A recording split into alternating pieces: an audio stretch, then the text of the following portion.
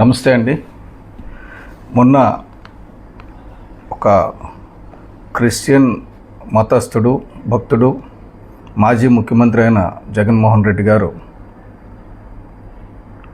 మన సింహాచలం దేవస్థానం గోడ కూలి ఆ ప్రమాదంలో చనిపోయిన భక్తుల్ని పరామర్శించడానికి వచ్చారు. ఆ సందర్భంగా ఆయన మీడియాతో మాట్లాడింది నేను చెప్పడం కంటే మీరు వింటే బాగుంటుందని ఆ వీడియో కూడా జత చేస్తున్నాను.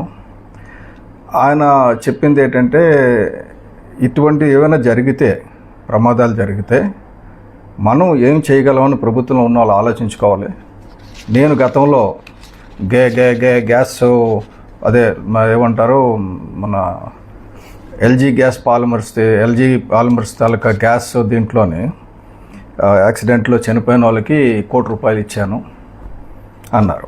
అసలు ఫస్ట్ ఆఫ్ ఆల్ ఎల్జీ పాలిమర్స్లో జరిగిన యాక్సిడెంట్కి ప్రభుత్వానికి సంబంధం లేదు. ముందు ఆ కంపెనీ నుంచి ఇప్పించాలి, కంపెనీ నుంచే ఇప్పించి ఉంటారు తర్వాత, అది అనుకుంటున్నాను నేను. అర్జెంటుగా హుటాహుటిన పరిగెట్టుకుని వచ్చి ఇచ్చేశారు.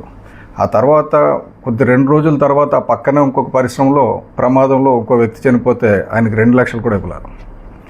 అలాగే ఈ సందర్భంగా ప్రజలకు తెలియజేద్దాం అనుకున్నాను. ఎందుకంటే ఆయన మృతులకు చెప్తూ ఇప్పుడు ₹25,00,000 ఇచ్చారు, నేను వస్తున్నానని భయంతో ఇచ్చారు, కాబట్టి నేను మళ్ళీ వస్తే ఆ మిగతా అమౌంట్ ఎంత ఇవ్వలేదో అంత అమౌంట్ నేను వస్తే తప్పనిసరిగా ఆ బాధితులందరికీ మిగతా డబ్బు ఇచ్చేస్తాం. ఒకవేళ ₹25,00,000 ఇచ్చేటట్టయితే నేను వచ్చి ₹75,00,000 ఇస్తానని చెప్పడం జరిగింది. ఇప్పుడు జగన్మోహన్ రెడ్డి గారు 2019 నుంచి 24 వరకు ఆయన ఉన్నప్పుడు ఎంతమంది చనిపోయారు, ఈయన ఎంత ఇచ్చాడు అనేది ఒకసారి వివరాలు చూద్దాం. ఎందుకంటే ఈయన శవాలను అడ్డు పెట్టుకొని శవరాజకీయాలు చేసే వ్యక్తి కదా, కొద్దిగా తెలియాలి కదా. 2019లో టోటల్గా ఆయన కమిట్ అయింది 45 నుంచి 65 కోట్లు కొన్ని ఏరియాల్లో. అంటే మొత్తం మీద 45 కోట్లు తీసుకుందాం, కానీ ఇచ్చింది 0. 2019లో జరిగిన యాక్సిడెంట్స్, 2019లో జరిగింది ఏంటి, అక్కడ ఇండస్ట్రియల్ యాక్సిడెంట్స్, మైనర్ యాక్సిడెంట్స్, అలాగే మునిగిపోయి చనిపోయిన వాళ్ళు, తగలబడిపోవడం వల్ల చనిపోయిన వాళ్ళు, వీళ్ళందరూ కలిసి మొత్తంగా ఒక 150 చావులు ఉన్నాయి. దానికి సంబంధించి ఆయన ఇవ్వాల్సి వస్తే 150 కోట్లు ఇవ్వాలి, కానీ ఆయన ఇచ్చింది 0. అనౌన్స్ చేసింది మాత్రం 2,00,000, అది కూడా ఇవ్వాల. తర్వాత వైజాగ్ గ్యాస్ లీక్లో ఆయన 13 మందికి 13 కోట్లు అనౌన్స్ చేశారు. ఆ తర్వాత బాధితులు ఎంతమంది ఉన్నారు, ఆ తర్వాత కమిటీ ఇచ్చిన రిపోర్ట్లో ఏమైనా 1% అయినా ఈయన యాక్షన్ తీసుకున్నాడా అని ఆ ఎల్జీ పాలిమర్స్ బాధితులను అడిగితే చెప్తారు. ఇప్పుడు నిజంగా అక్కడికి వెళ్తే చెప్పు తీసుకొడతారు ఆయన. అలాగే విజయవాడ కోవిడ్ ఫెసిలిటీలో హాస్పిటల్ తగలబడిపోతే, అంటే కోవిడ్లో చికిత్స పొందుతున్న వాళ్ళు అక్కడ ఫైర్ యాక్సిడెంట్ జరిగితే అక్కడ కుటుంబానికి 10 మంది చనిపోతే కుటుంబానికి ₹50,00,000 ఇచ్చారు. మరి అక్కడ ఎందుకు ₹1,00,00,000 ఇవ్వలేదు? అది కూడా 50,00,000 హాస్పిటల్ ద్వారా ఇప్పించారు.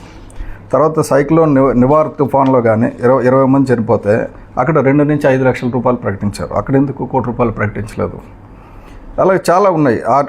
2020 సంవత్సరంలో మొత్తం ఈయన ఎస్టిమేటెడ్ కాంపన్సేషన్ అది చెప్పింది 80 కోట్లు, ఇచ్చింది 13 కోట్లు. ఇది పరిస్థితి. అలాగే 2022లో చూసుకుంటే, 21లో చూసుకుంటే గులాబ్ సైక్లోన్ ఒకటి, అది 10 మంది చనిపోయారు, దానికేమో ₹2,00,000 అనౌన్స్ చేశారు. అలాగే చాలా ఇన్సిడెంట్స్, మిగతా రకరకాల ఇన్సిడెంట్స్లో రాష్ట్రం అంతా కలిపితే ఒక 150 మంది చనిపోయారు, దానికి ₹2,00,000 చొప్పున అనౌన్స్ చేశారు. కానీ ఇచ్చింది మాత్రం వాళ్ళు 2 కోట్లు ఇచ్చారు కాంపన్సేషన్ మొత్తం సంవత్సరం అంతా కలిసి. కానీ కమిట్ అయిందేమో 57 కోట్లు. అలాగే 22 నెల్లూరులో స్టాంపీడ్, అది తెలుగుదేశం ఫంక్షన్లో రోడ్ షోలో చనిపోయిన వాళ్ళు యనమండగురికి ₹2,00,000 చొప్పున ఇచ్చారు. అంటే అది కూడా ప్రభుత్వం బాధ్యతే కదా, ఎందుకంటే ఏదైనా ఫంక్షన్ జరుగుతుందంటే బందోబస్తు కల్పించాల్సింది పోలీసులే కదా. ఆ వ్యవస్థ లోపం వల్లే జరిగింది కదా. మరి వాళ్ళందరికీ కూడా ₹1,00,00,000 చొప్పున ఇస్తారా? అలాగే అప్పుడు ఆయన కన్ఫర్మ్ చేసిన కాంపన్సేషన్ ఏమో, ఇచ్చిన కాంపన్సేషన్ ఏమో 16,00,000, ఒప్పుకున్న కాంపన్సేషన్ 2022కి 55 కోట్లు. అలాగే మిగతా ఇన్సిడెంట్స్ 2023లో జరిగిన ఇన్సిడెంట్స్కి ఆయన ఇచ్చింది 0, ఒకరికి ₹1 ఇవ్వాల, కానీ చెప్పింది 55 కోట్లు. అంటే జగన్మోహన్ రెడ్డి చెప్పిన దానికి చేసిన దానికి మాట తప్పుడు మడం తిప్పుడు అంటారు కదా. అలాగే 2024 ఏప్రిల్ వరకు జరిగిన ఇన్సిడెంట్స్ చూస్తే టోటల్గా 100 మంది చనిపోయారు. అందులో ఈయన 2,00,000 చొప్పున ఇస్తానన్నా కూడా ఎంతో కొంత ఇవ్వాలి, ₹1 కూడా ఇవ్వలేదు. కాబట్టి ఆ సంవత్సరం కంప్లీట్ అయ్యేసరికి ఇచ్చిన కాంపెన్సేషన్ 0, ఇస్తానన్న కాంపెన్సేషన్ 29 కోట్లు. ఇది జరిగిన చరిత్ర. ఇది ఒక పక్కన పెట్టేద్దాం. దీనికంటే ఇంపార్టెంట్ ఏమంటే మనం చూడాల్సింది, మొన్న సింహాచలంలో ఇది కడితే గోడ దీనిలాగా ఇది ఫ్లెక్సీలాగా ఊగిపోయింది కాబట్టి అందరూ చెప్తున్నారు అని చెప్పారు కదా ఆయన. కాబట్టి ఆ ఫ్లెక్సీలాగా ఊగిపోయిన గోడ కట్టడానికి ఆర్డర్ ఎవరు ఇచ్చారండి? ఎప్పుడు ఇచ్చారండి? ఈయన ఆర్డర్ ఇచ్చిందేమో అంటే పాస్ చేసిందేమో 22 మే 2023, ఆర్డర్ ఇచ్చిందేమో 17/8/2023. అంటే రోజక్క గారు టూరిజం శాఖ మంత్రిగా ఉండగా, జగన్ మామయ్య గారు ముఖ్యమంత్రిగా ఉండగా ఇచ్చింది. సంవత్సరం లోపల కంప్లీట్ చేయాలని. ఈ ఆర్డర్ ఇచ్చిన తర్వాత 9 నెలలు వాళ్ళ అధికారంలో ఉన్నారు, కంప్లీట్ చేయాల. కానీ ఆదరాబాదరాగా ఎందుకు కట్టారంటే ఆర్డర్ క్యాన్సిల్ చేసేస్తారన్న భయంతో ఎవరి దగ్గర నుంచి సూపర్వైజేషన్ పర్మిషన్స్ తీసుకోకుండా అక్కడ ఒక టూరిజం ఎగ్జిక్యూటివ్ ఇంజనీర్ గారు ఉన్నారు, రమణ గారని, ఆయన పర్యవేక్షణలో జరిగింది.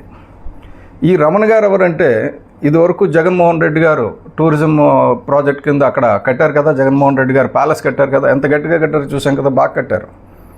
అంత గట్టిగా కట్టిన అతని సారథ్యంలో ఇంత కూలిపోయే గోడ ఎందుకు కట్టారు అంటే ఏమన్నా ఇది కూలిపోవాలనే ఉద్దేశంతోనే కట్టారా అన్నది ఒక అనుమానం ఇప్పుడు. ఎందుకంటే ఇది దీపం పథకం కింద కేంద్ర ప్రభుత్వం తీర్థయాత్ర స్థలాలను పునరుద్ధరించడానికి, అలాగే చారిత్రాత్మక ఆధ్యాత్మిక వారసత్వ సంపదని భావితరాలకు అందించడానికి, దాన్ని పదిలపరచడానికి అయ్యే ఖర్చుని కేంద్రం భరిస్తుంది.